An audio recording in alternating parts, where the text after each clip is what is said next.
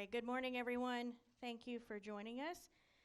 To kick us off this morning, we've been joined by several members of Hendrick Motorsports, Jeff Andrews, Alan Gustafson, and Josh Berry, who will pilot the number 9 Chevrolet this weekend. To start, I'm going to turn it over to Jeff. Well, first, foremost, thanks for gathering here this morning, and just want to say that, on behalf of Mr. Hendrick, wants to make sure that everybody knows that our concern at this time is the health and well-being, first and foremost, of Chase Elliott. And I know there's a lot of questions about the injury and the timing and, where we're going with all that. We'll do our best, to answer a lot of that for you. We don't obviously have a lot of details with this being, a little bit less than 24 hours old for us now. But Chase did go through a successful surgery last night that lasted about 3 hours. He's doing well.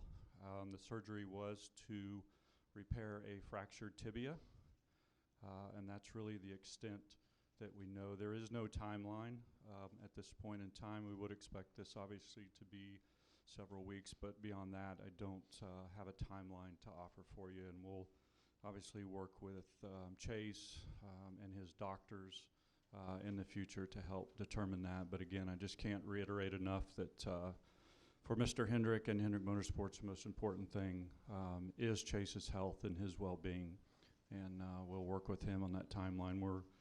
We're going to race a long time together with Chase Elliott, and we're going to win a lot more races together. This certainly is a little bit setback, and obviously Chase is very disappointed, but again, I'm going to reiterate again, the most important thing is Chase's health, and we'll have a seat ready for him when he's healthy and ready to get back in our race car. All right, so in the interest of time, we're going to go ahead and go to questions. If you can, please try to keep your question to one question, a quick follow-up. If you need additional questions, keep your hand raised, and I'll work to get back to as many as we can. To kick us off, I'm going to start with Jim and go to Bob. Jim Utter, motorsport.com. Jeff, I just wondered you guys have had plans in the past. How did it work out to get Josh into the car in place of Chase? And is he a long-term solution, or as long as you need him type of solution? Yeah, I think, given, unfortunately we've had some other situations, that we need to look at alternate drivers, and of course we look to our partners at JRM first, and I do want to give a shout out to Dale and Kelly and LW and everybody over there, Mike Bumgardner, who was very accommodating yesterday when we reached out to see if Josh would be available to drive today. The decision was made a lot about, Josh's driving style, and then of course the fit in the car, trying to find, someone close to Chase's size, given the timing and what we had to work with here and getting him fit in the car last night. Those were really the two main decisions around why we wanted to go with Josh. Bob? Bob Hockers, Fox Sports. Jeff, what are Hendrick's policies as far as what drivers can and can't do in their free time, and will this force you to, or make you want to reevaluate any of those policies? It won't force us to reevaluate any policies, Bob. I think, these guys have to go out and live a life, really outside of the racetrack, and certainly what Chase was doing was not anything abnormal for him. He's an experienced snowboarder. He's been doing it most of his life, and it was an accident. A similar injury could happen falling off a mountain bike or stepping off a curb while you're jogging, and it was an accident, and Chase feels awful about it, but our stance on it is just that. It was an accident, and our guys have to go out and live their life. Obviously, we've let these Alex and Kyle both drive sprint cars. Chase has been in a midget at various times last year, so I don't anticipate a policy change at Hendrick Motorsports based around this. All right, we're going to go to Claire and then to Jeff. Go ahead, Claire. Can I get a microphone right here? Thank you. Claire Beeline, Sirius XM NASCAR Radio. Can you talk about what you think is fair when it comes to the playoffs and the waiver to request, and how it might affect your effort in the next few weeks? You said it may take several weeks to get him back, but how do you look at the waiver or what you might need to do in the meantime? Yeah, for us, we have gone through the formal process that NASCAR has in place of applying for the waiver. Again, this is, that happened a little over 12 hours ago, so I don't really know where that goes from there. We'll certainly let NASCAR go through their due process and respect their decision when they're ready to make one on how that decision gets made. All right, Jeff? Alan, what's your mindset now? How does this change the outlook for the team for this season going forward? Yeah, I think our goals are still the same. Our objectives are the same. Certainly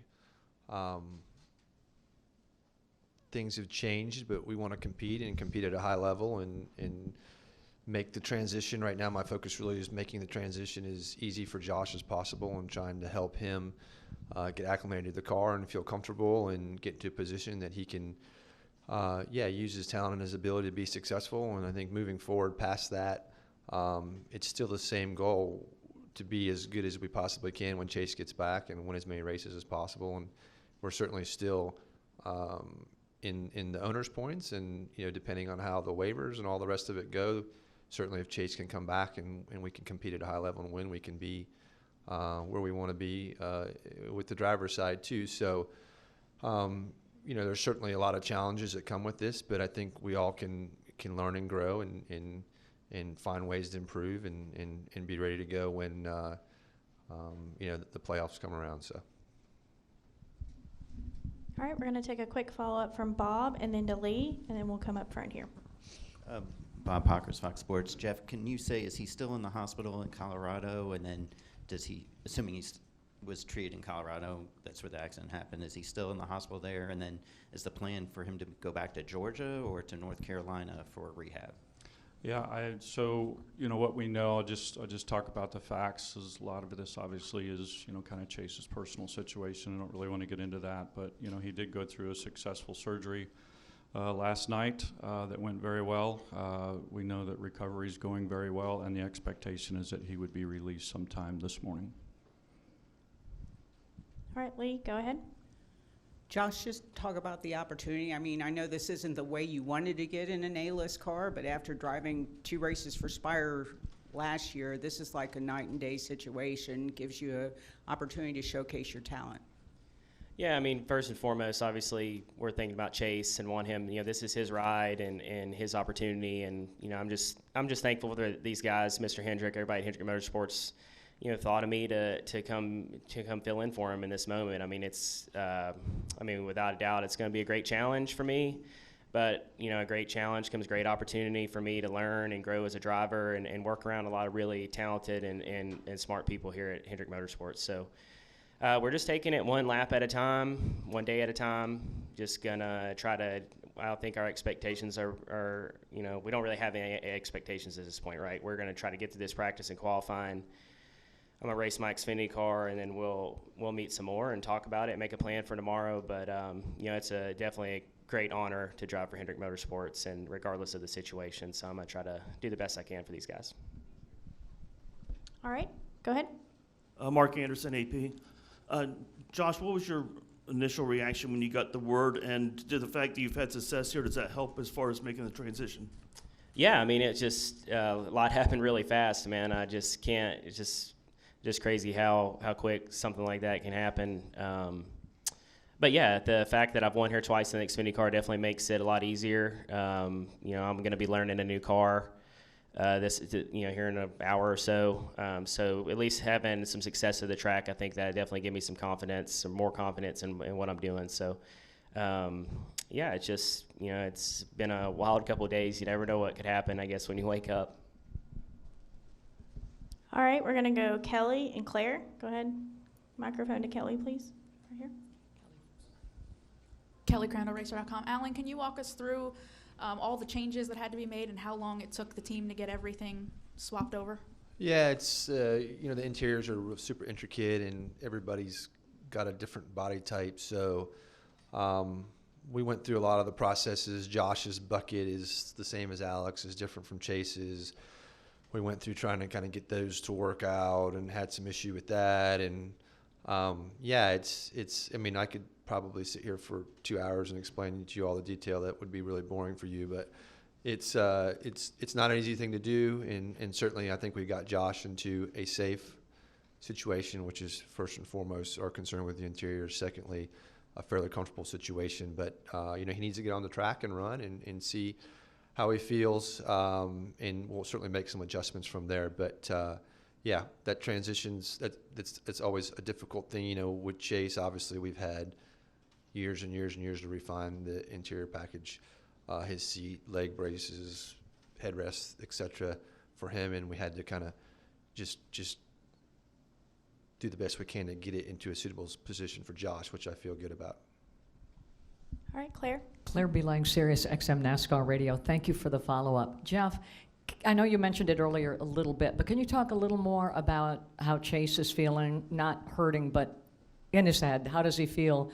What is the conversation with him? We were riding up on the elevator today. Most of what I heard was like, can you even imagine being Chase Elliott waking up this morning and how he feels? Can you kind of tell us? Yeah, I think, we all know Chase, and, he cares an awful lot about his race team and Mr. Hendrick, and, I think at the top of his mind, he's worried and concerned that he let, first and foremost, Mr. Hendrick down and his race team down, and, text with him this morning, he was, asking how late his guys had to work and things like that, just, on the swap over. So, that's just pretty typical Chase Elliott. He's a great kid, got a huge heart, and, can only imagine how hard it is. He's worried about how hard it is on us, and we're worried about how hard it is on him. So, again, first and foremost, let's get him better, and we'll get him back in his seat as soon as he's ready and his doctors say so. All right, Jeff. Josh, forgive my ignorance here, but I don't recall. Do you have any experience driving a next gen at all? Yeah, well, in about an hour. No, I mean, it's, obviously, like I said, these guys, we've already worked some. I mean, we know it's going to be a challenge, but kind of reiterate, like I said before, I mean, at least I've been here, won here. That'll help the growing pains a little bit, but, obviously the car's a lot different. But, these guys, they have some great tools to look at and things to prepare for, and, I'm just going to try not to overthink it. And like I said, just take it a lap at a time and, just try to run all the laps and be there at the end of the race tomorrow. All right, we're going to take 2 follow-ups. We'll go to Kelly for a follow-up, and we'll end with Bob. KellyGrandalRacer.com. Josh, going back to what you said about this opportunity, how do you balance the focus of racing for wins in a championship in the Xfinity Series and trying to do the job here and show yourself well, but it also being a car that you have, as you just said, no experience in, so you'll be learning it in the process? Yeah, I mean, I think you just have to look at it. It's like I said, it's going to be a great challenge, like I said before, but that comes a lot of opportunity in there as well. So, we're going to race. I don't think we've talked. I mean, I don't think we have a lot of expectations for how this is going to go. Obviously my focus is winning an Xfinity Series championship this year, but to get this opportunity to get some experience in a Cup car is great for me. I mean, I obviously want to be in the Cup Series one day. So you never know what could happen. I mean, we're just trying to be realistic, and as for this, I'll be available for these guys whenever they need me, and if hopefully I can do a good job for them. All right, Bob, go ahead. Bob Parker's Fox Sports. Josh, have you texted or called and talked with Chase at all? And if so, can you tell us anything about those conversations? Yeah, he shot me a text and just thanked me for helping out, and I thanked him for thinking of me and considering me for this fill-in position. So, like I said, Chase has been a good friend to me over the years. I mean, even dating back to when I would make a couple Xfinity starts years ago at Junior Motorsports. He was always one of the first ones to help me whenever I needed it, and so, like I said, I'm thankful for these guys to give me this opportunity, and obviously wish him well, and going forward, like I said, I'll do whatever these guys need me, and we'll take it from there.